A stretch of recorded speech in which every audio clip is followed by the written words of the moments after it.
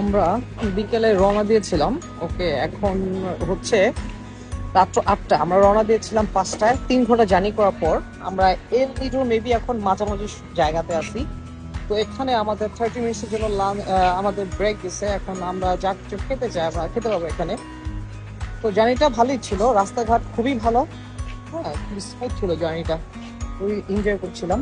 তো দেখা যাক 30 মিনিটসে আমরা কি কি এখান থেকে নিতে পারি।